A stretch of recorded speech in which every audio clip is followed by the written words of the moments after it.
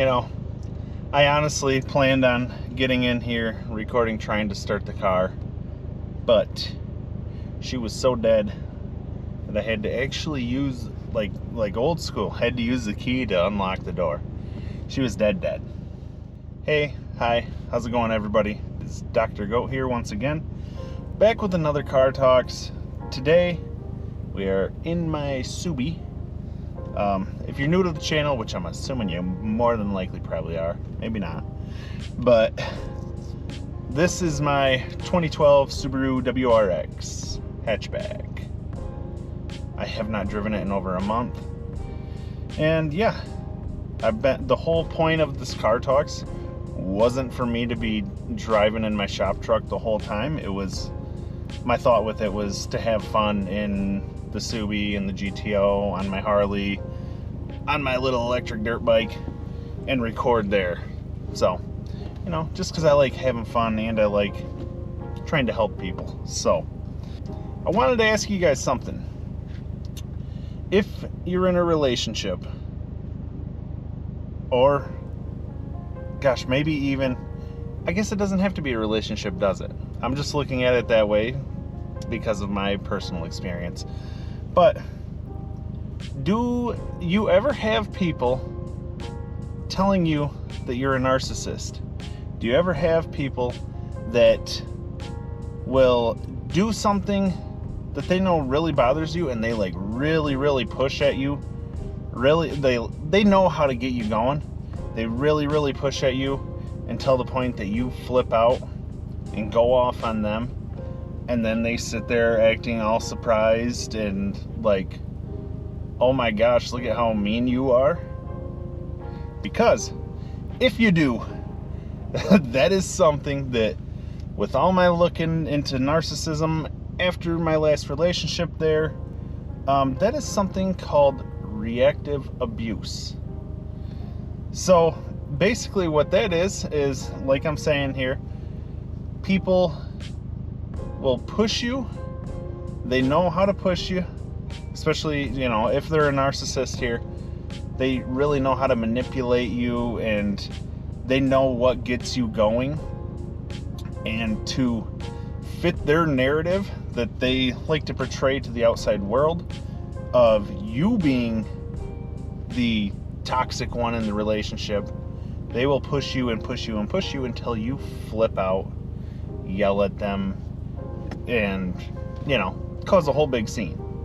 What I got here, I got three little quotes, I believe quotes, or three little things here that I guess I had saved fairly recently, all three of these, but I just earlier today, looking for something to talk about here, I found all three of these and was like, wow, they're all relating to the same thing. So that's why I decided to make this video, and I wanted to read these to you. Okay? You don't get to claim insight into someone's character when you deliberately provoke the worst in them in order to support the negative things you've been saying.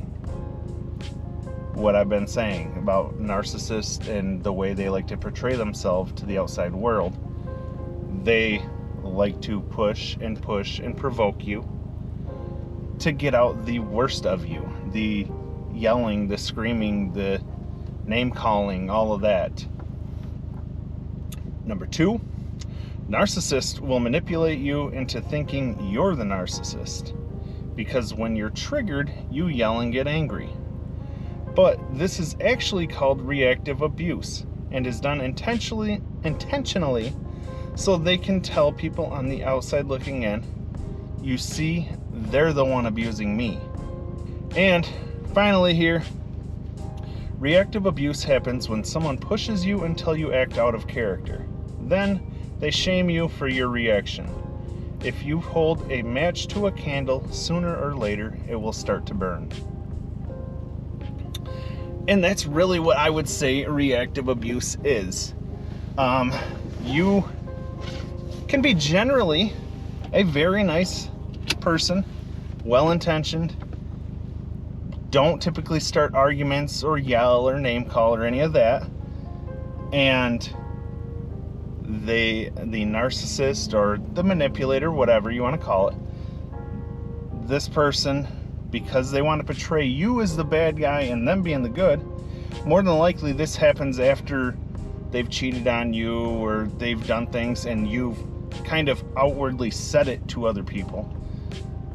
They will do these type of things, and a lot of times they'll push you. If this is like in person, they push you and push you and push you to finally get you to break, and then they'll sit there and record you acting calm as can be, record you, and just that way on the video it looks like, wow, look at this person flipping out, look at you going crazy, that's ridiculous, wow, you really are the mean person here. And yeah, that's what they like to do. Just so you're aware, if you are new to the channel, my squeaky clutch, that's gonna get annoying. Reactive abuse is something that, like I say, I did not know the name of it. I didn't know that was a thing while I was in that relationship. But, you know, learning about it outside of the relationship and, you know, learning what that is, that was 100% happened so many times in the relationship. And, you know, like I've said before, I know I'm not perfect. I know I've got issues. I know that I can become angry on my own. But, you know, looking back, they like to push you and say things, again, that they know are going to trigger you. And like I say, I have said some terrible things. I've called her some real mean names. I've said, like I say, I've said real shitty things. But when I step back and actually look at it, because when I would do that and it would get thrown back in my face there, at the time, especially of being with her, it would make you be like, wow, I guess I am a little nuts here. That's not, you know, it's something you would not normally say or do, but they know how to push your buttons. I guess what I want to get at here with all of this is that if someone is doing this to you, like if you've started to notice that, you know, this person just acts crazy, they'll be crazy, they'll yell at you, they'll push you, they'll do things to purposely make you flip out, because especially after it's happened a few times, you know what they're doing. But if you notice that someone's doing that, the best response is the complete opposite of what they're looking for.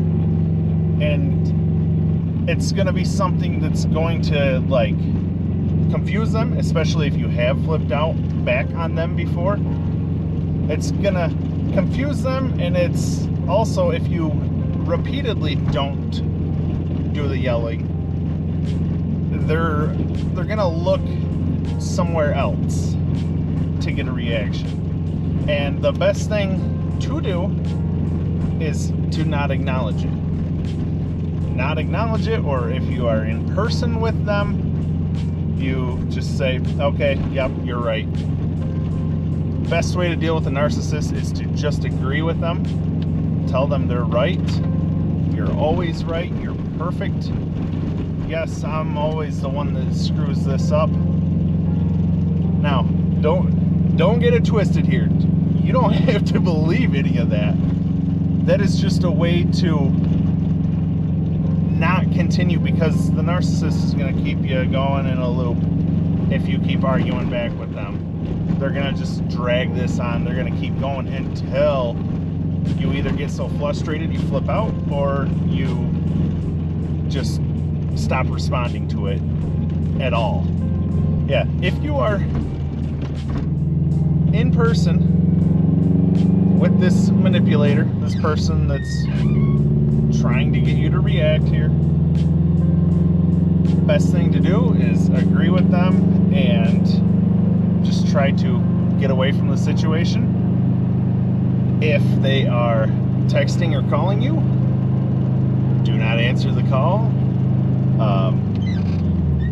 Texting, I've done this numerous times, just stop responding.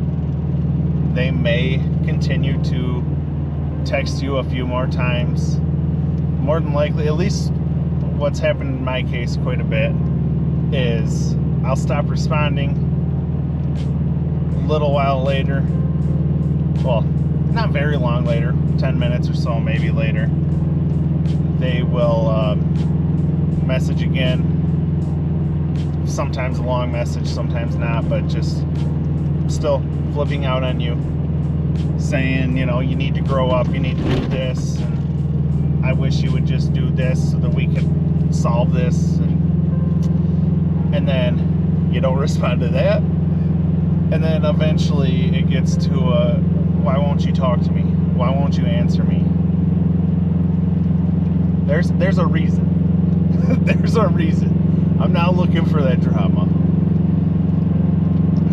So, obviously, these are initial steps that I'm saying you can take to avoid being in this reactive abuse situation here. Like I say, it's normal for anyone. You get pushed over and over, you're eventually gonna snap. So once you learn their pattern and learn that this is what they're doing, they're looking for that reaction, that's my first step right there. Just ignore them, agree with them, whatever, get out of the situation. After that, especially if you are in a relationship with this person, I would like to suggest starting on your journey of leaving that relationship. I know it can be difficult. I know there's trauma bonds and blah, blah, blah, all that, especially if you've got kids involved. But, you know, you're not gonna fix that person. You're not gonna change them. They love the feeling of control and power, and you can't suggest any changes in anything without them flipping out, them getting mad, them disagreeing with you, whatever it is. That is most definitely the next step, I would say, is to try to get, or not try, I'm saying try to get out of the relationship just because it took me quite a while.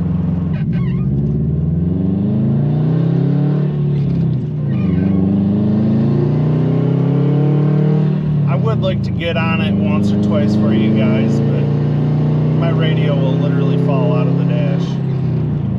This poor car needs some work. That being said, my whole point of this video, my whole point of all of these car talks so far has been to try to help people and to try, you know, I want to try to open your eyes, especially if you are currently in a relationship with a narcissist. I want to open your eyes to see what's really going on and to help you to get out of that situation. Because with a narcissist, you'll end up feeling crazy. Literally, you'll feel crazy. You'll feel like you don't know who you are. You'll just, you know, they'll make you believe that you are a very shitty person and they're the one who's being mistreated. And I just go with your instincts, go with your gut, because, you know, your gut's 9 times out of 10 right. But anyways, guys, I hope that helped you. I hope that, you know, now that you know what reactive abuse is, hopefully you can see things a little clearer there and make a move closer to peace and freedom, drama-free. So anyways, if you guys enjoyed the video, please be sure to give me a thumbs up. I'd really appreciate it. Drop a comment down below. Let me know if you've been through reactive abuse and what else you would like me to talk about as well. And as always, please subscribe, and I'll see you guys next time.